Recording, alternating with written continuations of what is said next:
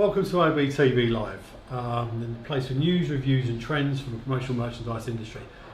It's Monday afternoon. We had a few technical issues on Friday, so we've come to Monday. So thank you very much for joining us again.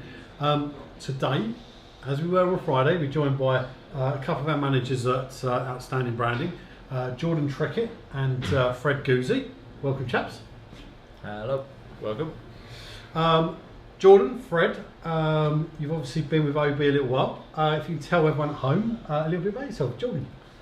So, as Andy said, I'm Jordan. I've been here for about 3.5 years. The production manager here now with the lovely production team, which consists of Milo and Jody. Oh, and a little bit about myself. It's like we've done this before. Yeah, I don't want to bore anyone if they watch the last one, but pretty standard dude. Like to chill with my mates and go skateboarding at weekends. Cool, thank you, Jordan. Fred, tell everyone at home a little bit about yourself. I'm the schemes manager at Outstanding Branding. I actually, when I first started, I joined Jordan's team before being promoted to the schemes position that I'm currently in. A little bit about myself is that I have a university degree from Brighton in history and philosophy. Wow. Fred, tell us something philosophically or historically. What about? Both of them are broad subjects. Oh. Probably neither of them are to get into. Tell me something historically about the promotional merchandise industry in a philosophical way. The tote bag, yeah, was brought out in 1798 to represent. I don't know. Steal a little bit of my ammo there, I think. Excellent. Clearly, them degrees are worth nothing. Kids, don't go to university, don't get into debt, get out there and earn some money. Thank you, Fred. Jordan, obviously we're here, and we're actually going old school. A lot of OBTVs about new tech, new trends, everything that's happening in the promo industry. These guys are actually going to bring to you what they actually enjoy as far as promo products are concerned, their favourite promo products. Jordan's actually made the office gasp, because this is not what you're going to think. Jordan, what's your favourite promo product? So, the product I've got for you today is the tote bag. Oof. Very old school. I could hear the gasps. Yeah, exciting. I know. I really went all out on this one. So as Fred almost stole my moment from me, this is the second promotional product to ever come into existence. I believe from the 1800s. Sorry, history degree, got that one wrong.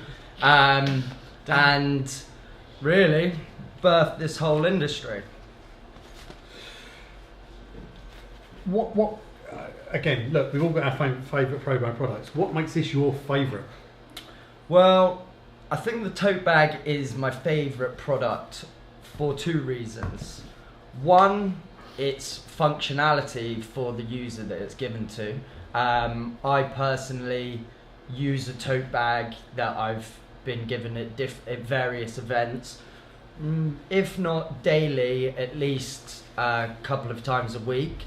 And also from the perspective of our clients, because of that, they tend to they're quite a reasonably priced product, and they have quite a long life, and people tend to use them continuously.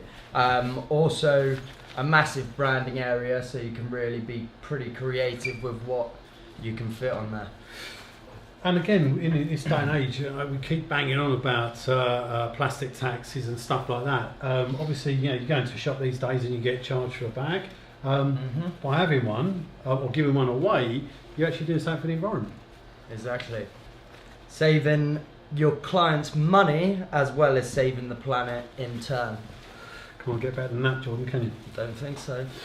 Lovely, lovely. Thank you, Jordan. And this bag, Jordan will show you, is actually one that actually goes into a little class. So whilst Jordan's doing his magic trick, I will get to Fred. Fred, obviously you've got a history degree and philosophical. So what's your favourite promo product? Nothing again to do with history or philosophy. My favourite promotional product is this award. Well, not just this award in particular, but glassware. Glassware. I really like glassware for a couple of reasons. The perceived value on glassware is always really high, and there's loads of variations of what you can do with them. Right. Secondly, I think they're just really nice things to be able to give to people. This one, for example, we keep in the office and we give it out to the outstanding employee recognition colleague of the month. So it's just a really good way to keep that good, feel-good factor and raise morale in the office, really. Nice. From your point of view, though, why choose that product? So you guys get to see a lot of tech. You get to see a lot of quite cool products. Two very, very old school products, but mean quite a lot to you. So why something like a glass award or glassware? I just think that they're really long lasting, and they're like it's not often that a promotional merchandise product can be used again and again and again to serve the purpose of, satisfying your clients or satisfying your colleagues and making people feel better continuously. Brilliant. Big shout out to our friends at Crystal Galleries, huge supplier of ours, and again, bag wise, Lautex, we love to bring our supply chain closer to you guys at home. Something we discussed last week that obviously weren't picked up on screen was millennials. Again, a subject close to a lot of people's heart. These two guys are millennials. What does it mean to be a millennial in the promo industry? Or just to be a millennial, to be fair. Yeah. Well, millennial.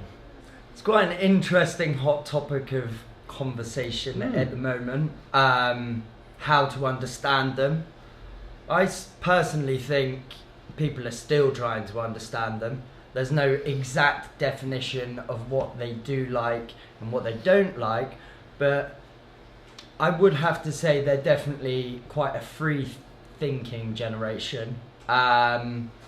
Slightly adverse to change if it's potentially not presented in the right way. Okay.